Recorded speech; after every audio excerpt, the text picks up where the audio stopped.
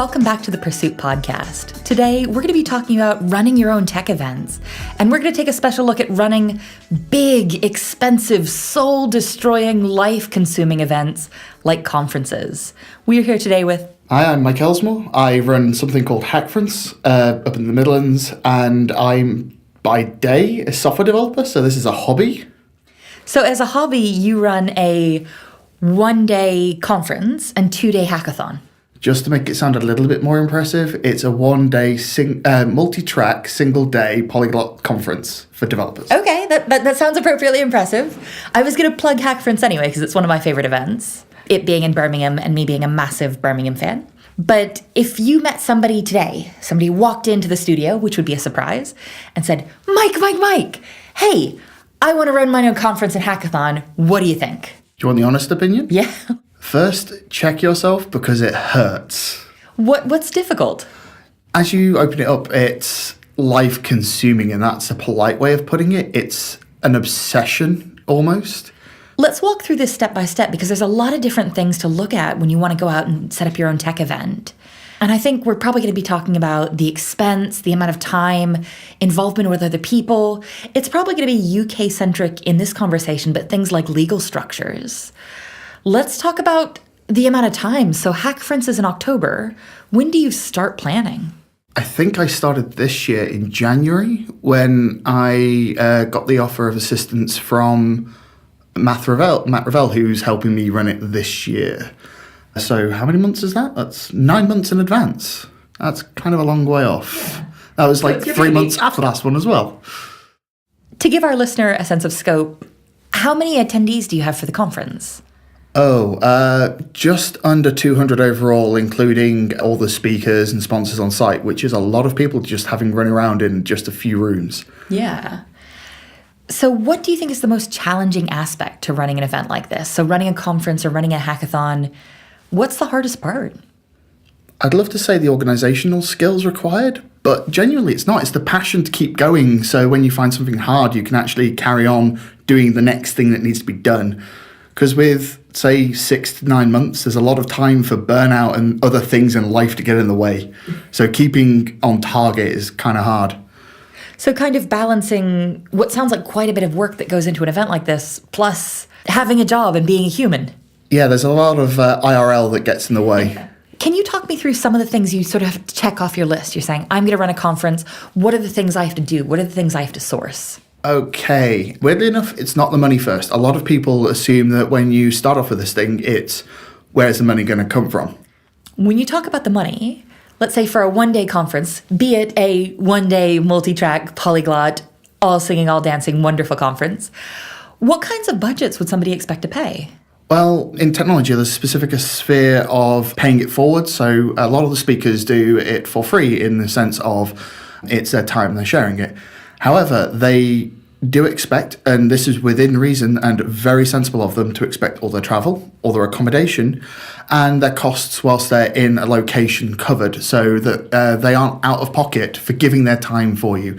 A lot of bigger events should be paying honorariums, but smaller community events like Hackference and like some of the others across the UK, honorariums aren't required, but it is kind of a necessity to make sure that the speakers feel like their time is being well spent on your event. That they're not paying for you to... Yeah. They're not giving away free technology advice to the world for nada.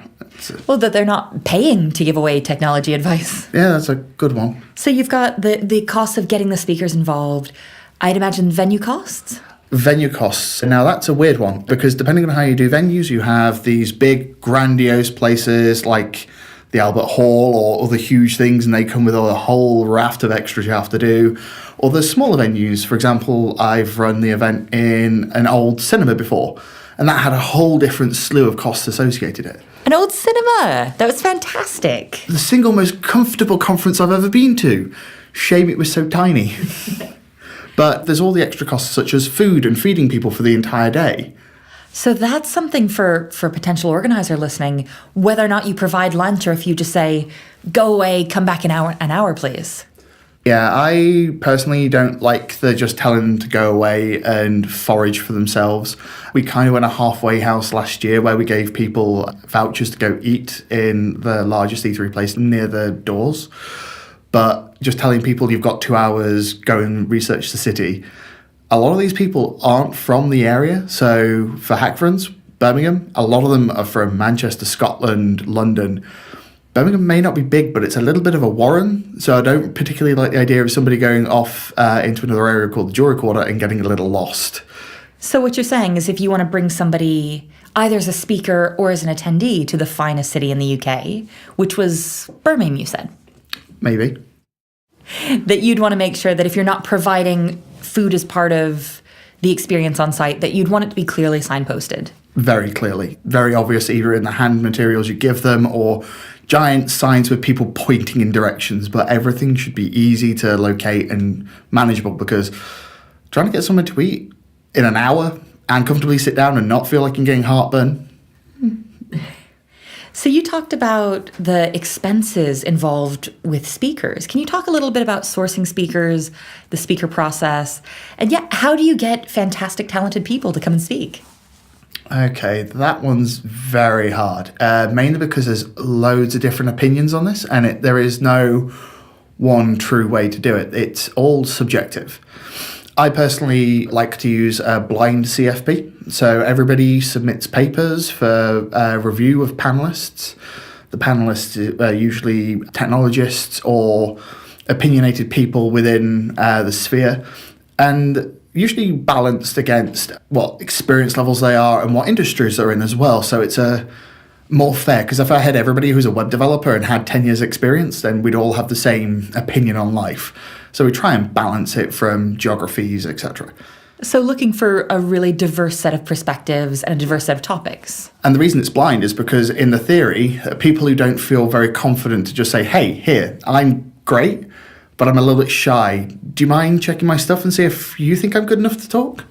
It allows for those shyer people. And in the last couple of years, we've found some beautiful diamonds in the rough through that. And one of the speakers I'd really like to mention would be Samothy Barrett, who submitted blindly and got accepted to Hackference and PyCon in the same year and came out of the blue. And I kind of think that was down to just being able to go forwards and go, here, look at me, without any prejudices. And this is the point in the podcast where I lose all of my objectivity and all of my professionalism. Samothy is just the nicest person and the best technologist I've ever run into. Wow, Samothy's great. Yeah. Can't say anything else, but yeah. Yeah, no. So that sounds really, really interesting. So by having a blind process, people aren't just getting the speaking slot by having a big name or by having a reputation, but really, even though there is still some bias that exists around that, if somebody's been on the speaker circuit, you kind of know what their talks are. Yeah, there's that wonderful job role of developer evangelist where they are the quality talks that go through. But to be fair, these people are paid to write talks as their day job. It's not something they do as an extra on the side in the evening, so they have time to write quality. So it's kind of obvious every so often, but you do try and balance that out. And if you, dear listener, were interested in what a developer evangelist is or what they do or how you could maybe do it, actually the podcast that runs immediately after this, the next one we run, is going to be about developer evangelism. It was a great job. It's a job I've done as well, and it's not a bad job. So CFPs, there's a blind approach, but there's then the review process afterwards, because obviously you can't just have a blind go, hi, who are you? Because there's been some issues with that before. Some events previous in the States may have made some bad decisions for including people with a white supremacist background into their events. Yes. So they didn't actually bother to validate their speakers after they went through the blind. So it's the same as having the whole normal review process that a lot of people assume goes on, but you kind of hope enough of the nice people get through the blind bit that you don't have to do that. I haven't had to do that for a couple of years, but I did have to do it 3 or 4 years ago, where I had to drop off some of these people that did pass the blind CFP because them as a person didn't quite fit the open and sharing mentality that should be involved with technology events. And that's a really interesting perspective, looking to really balance talks that are valuable and useful, while at the same time enforcing community standards, making sure that you are bringing in people who are going to be constructive and support each other. Do you have any ways for the event that you try and manage people's expectations and behavior in its space? There are some brilliant ways of maintaining the expectations. One, being very open with how you behave at the event, and a very clear way of doing this is with a evolving code of conduct. Just copying and pasting one from a previous event or something doesn't always work, because the standards and how technology and the people within it are actually viewed change with it. So say one that was written for a large American event 5 years ago won't quite work with the European view right now, and something written just 6 months ago from somewhere else will probably not fit either. So it's something that has to be a living document, if that makes sense. And really tailored to fit the needs of the specific event and the needs of the specific community. Yeah, so it's not just the event, it's the people, and how you also want not just the attendees and your volunteers who are actively involved in this, but also the sponsors, speakers, and even vendors, if they're involved in there anyway, just to make sure everybody is on the same playing field and everybody, plays nice. That everyone has the same expectations around their behavior. So setting out a very, very clear code of conduct that's well considered and enforced through the organization. Do you find that that's really helped how the events evolved? I don't think it's helped how the events evolved, but it's allowed people to view the event more openly, because we have to be a lot more open about how we do things. With a code of conduct that dictates how we as the organisation actually behave, we have to kind of be more obvious in what we're doing. We can't hide things unless they're really fun and we want to surprise people at the end, which is, I think that's okay. I think you have a tradition of, at the end of every conference, you swear publicly to never run it again? Oh, I think there's a running joke started by a kid called Joe Nash that this is the third last Hackference, and he will inevitably make the joke that this will be the fourth last Hackference this year. Great. You know what? I'm not going to lie, I have actively said this is the worst idea, I regret every decision, and a few weeks later we'll go, yeah, maybe not, maybe I should do it again. So you talked a bit about budgets and needing to bring in money to operate. How do you generally bring in cash to get an event like this off the ground? Well, Hackference is a little bit of a strange beast, because it's kind of two events that are strapped together. It's a paid-for conference, but it's also a completely free hackathon. So you're getting some of the money to run the event in through ticket sales? Yes, so the tickets are meant to cover themselves, but in technology events where you're trying to include more and more people, so you're trying to hand out more and more tickets for diversity programs, etc., ticket money doesn't go that far, so you do need sponsorships. And with running a free hackathon, well, it's free. You've got to get the money from somewhere. So I do rely heavily on sponsors. This, luckily, due to being in DevRel for a few years, meant I had a network. But before then, before I was in DevRel, it was actively just talking to marketing departments, recruiting departments, the equivalent of cold calling on Twitter to see if somebody will be interesting. It usually gets a few weird remarks from friends. Why are you talking to that company as if you're friendly? Well, I'm usually friendly, but I'm also trying to get into their wallets. So if I was approaching you, I said, hey, Mike, I really want to run, let's just say a conference, not necessarily a hackathon. I think we'll probably do a future show where we talk about running hackathons in more detail. Say, I want to run a conference. Talk me through what kind of recommended timeline you would have. Do I get the venue first? Do I find speakers? Step one. Right. Step one, the venue. The venue is the most important bit for one clear reason: a date. Without a date, you can't invite speakers to make sure they have the time off. You can't ask sponsors to give money to something that doesn't have a concrete timeline. So the venue is the single most important thing to start with. But you start with the venue, which I imagine you have to put a deposit down on. Some of them, yes, some of them, no. Some of them have this per diem rate basis. So when you're paying X pounds per head, or X euros per head if you're in Europe, then usually they won't ask for a deposit. They will ask for something within 6 weeks of the event. So if you're running a conference with 4 weeks to spare, not exactly a long timeline to get that done. But with 9 months to spare, there's plenty of time to go, right, we know how many people we're going to have, we know what date we're going to have, we know what our sponsorship budget is going to be, and you've actually got some targets to then run against. Let's say I'm running the first in-person, local, Birmingham-based JessConf. I've got a venue. I've got a date. What am I doing next? Next, right.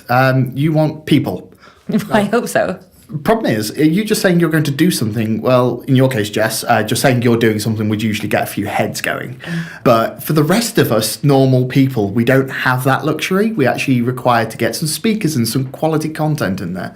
So then it's when you get the speakers going. You don't have a timeline, you know, how long you want to run your CFP for. Usually that's about 4 to 6 weeks, plus another 4 to 6 weeks of actually selecting people to give time for everything to take place. And then you actually have, well, if you're running 6 months in advance, you've got 3 months to then sort out planes, trains, and automobiles to get them there, which in itself is a nightmare. So yeah, the next bit would be getting the speakers in, because you won't be able to get them all in one go, because some people will have to go check work, come back, left, right, and centre. Yeah, so then when you've got some content, you can then push it as, look, we have a day, we have seasoned wonderful people, we have this content which would fit for sponsors and for you as attendees. Come. Okay, so you see really announcing the event, so selling tickets, announcing to potential audience members that they can come, and announcing to potential sponsors that they can get involved, kind of roughly at the same time. Pretty much, yeah. How stressful.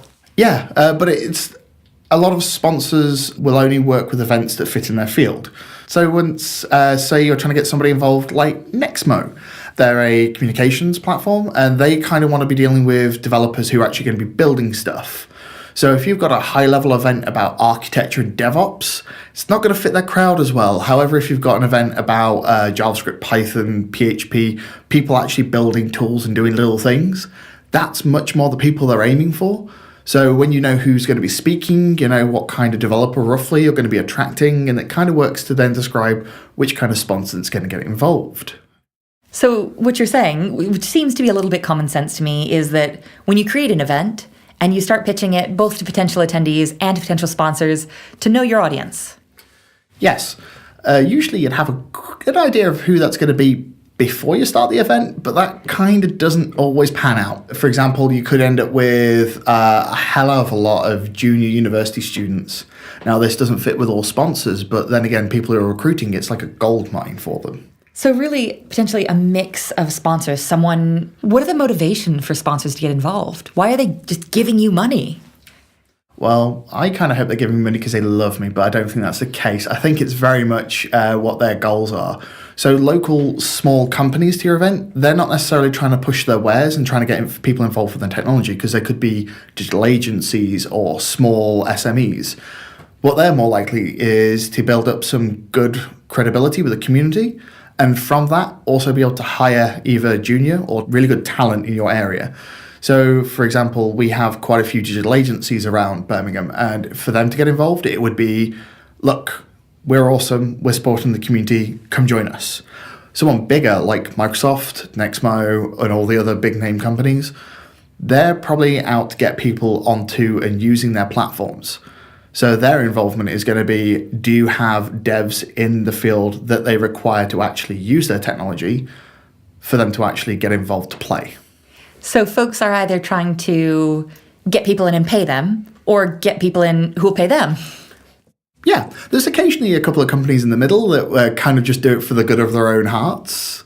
But most of the time, it's either we want to pay people or we want people to pay us. Yeah. That makes quite a bit of sense. Yeah. So walking me through me putting together the first Birmingham JessConf, we've got a venue, of course. Yeah. We've got speakers in. Yeah. We've got sponsors in. Yeah. What do I do next? Hustle. Hustle. It's a horrible word, but it works. Especially when you're a grassroots event, you don't have all this marketing budget. You don't have huge amounts of money to spend on flyers, on Google ads, on Facebook ads, just to get in front of everybody. So it's spending the time actually talking to people and telling them about the event. The first time I ran Hackference, 5 years ago, dear God, it was a lot of me on Twitter pestering people I knew were interested in technology, or people I knew in the community with a big enough mouth to spread the word on my behalf if they liked it, and just talking to them and getting a word of mouth thing going, which does fit the word hustle really well, even though it's a horrible word. So after that, I've got to hustle and try and move some tickets. Yeah. Okay, so I've found a venue, found some speakers, I've gotten sponsors to give me money, which must feel fantastic and scary. I've sold some tickets, I guess. What do I need to worry about next? You know what's scary at that point? Making sure you have a diverse number of attendees. The problem with events like this, it's throwaway money to people who are in the higher echelons of the tech community because they're not expensive tickets for usually community events. If we have a listener who doesn't go to a lot of tech conferences themselves, there's a wide range in costs. Oh dear God, it's a scary range in costs. There are events like PHP Northwest, Hackference, Rebellion based in Shropshire. These are cheap-ish tickets. They're somewhere between, when they start, £75 and about £150 by the time they end. But then on the other scale, you have these things that are like TechCrunch Disrupt and the other giant conferences which are trying to get thousands of pounds out of you, which is insane money for a freelancer or just a small mom and pop shop to send a couple of their guys, or just even a student or junior developer who really wants to learn something and would take a lot from it. But £1,000? Well, even being on the more affordable end of that scale, how do you balance the need to have attendees who may not be able to afford to come?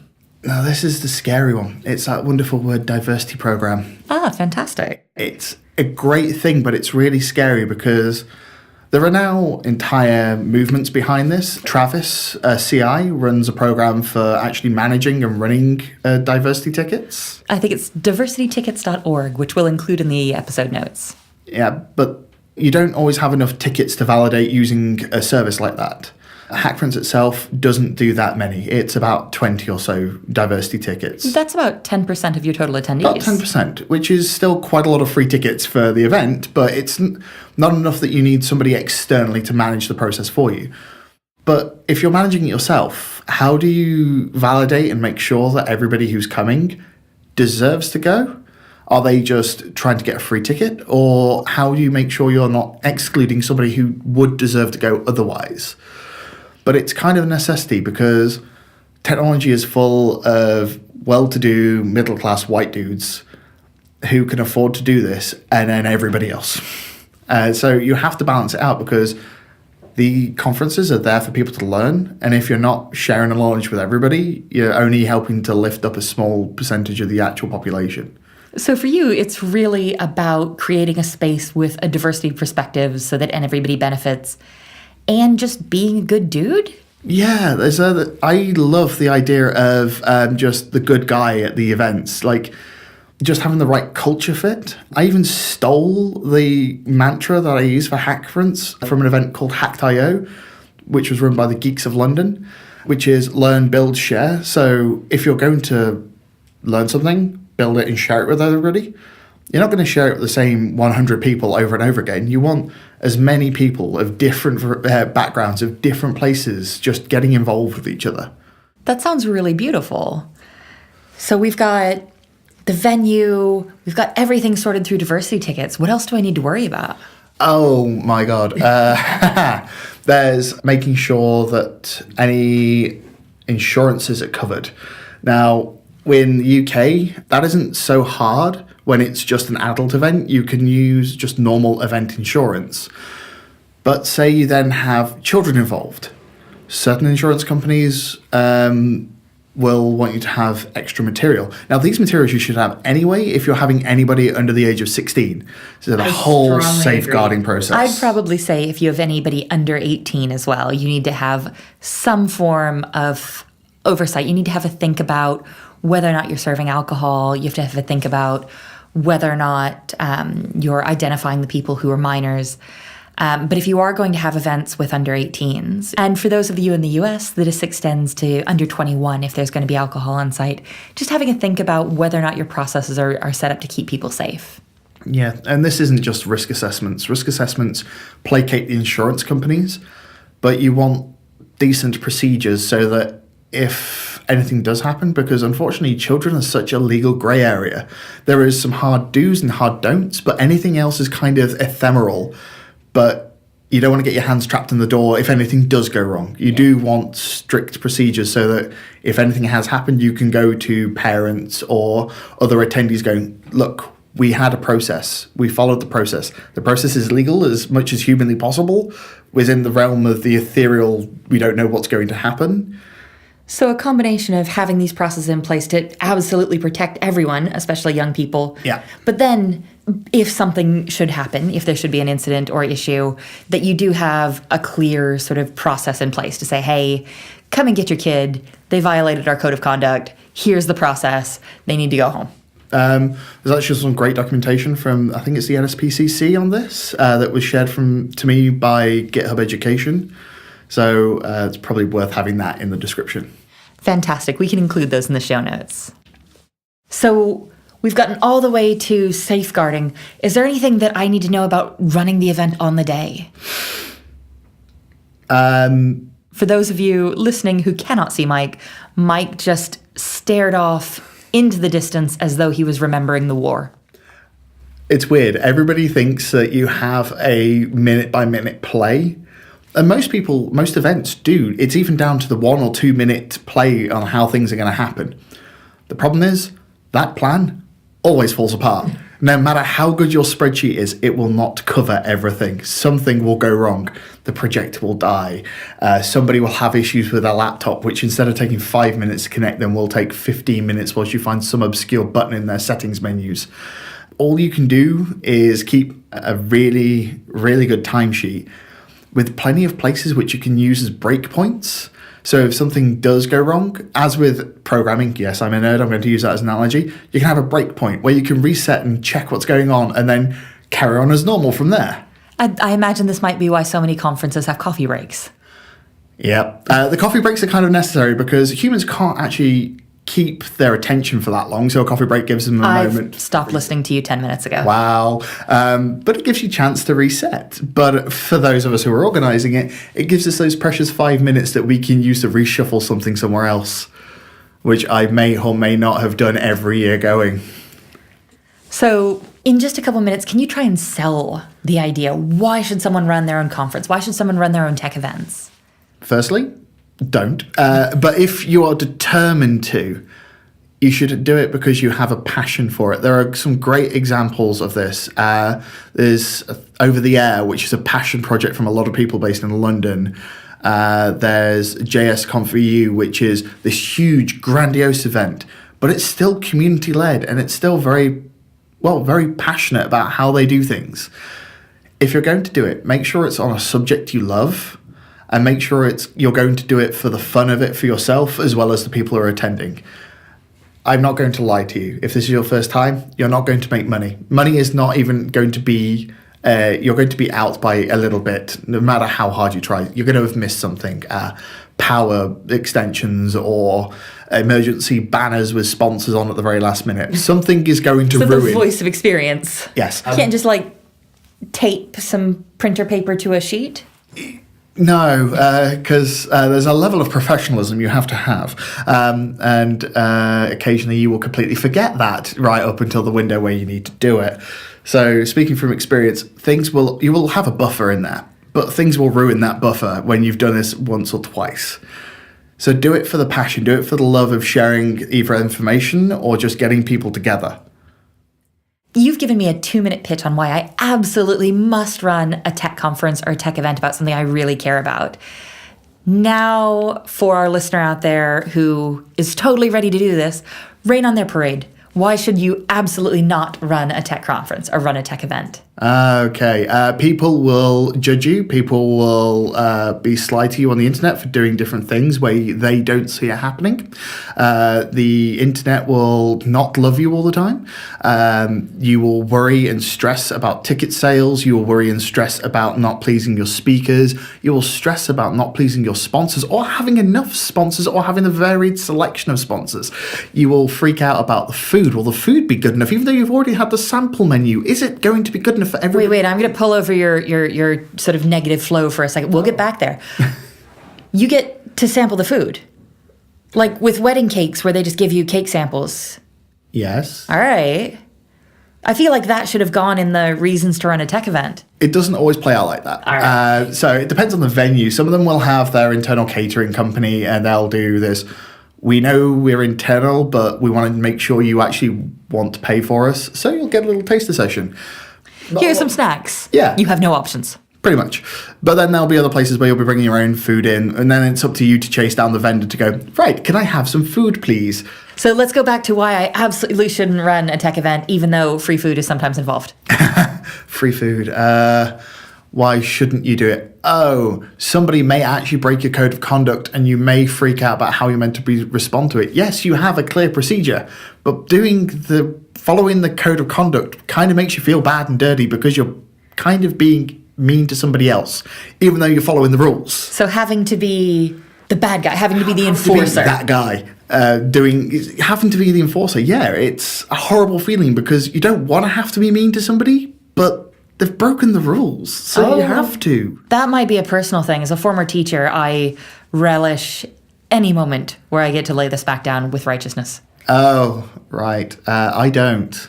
I just feel they're going, especially when I've kicked myself out of my own event for a code of conduct violation. If you're going to have one, you maintain it yourself.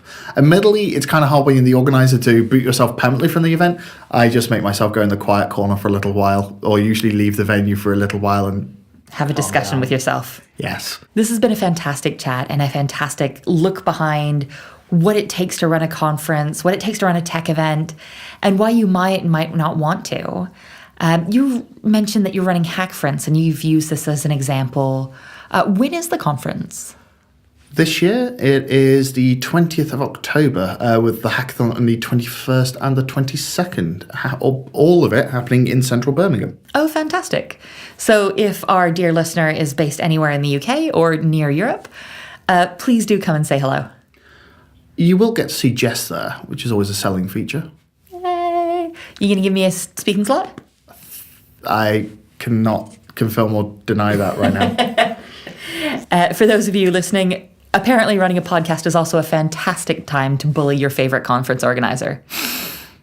On this, I'm going to sign off, say thank you very much, and continue bullying Mike offline. You've been listening to the Pursuit Podcast.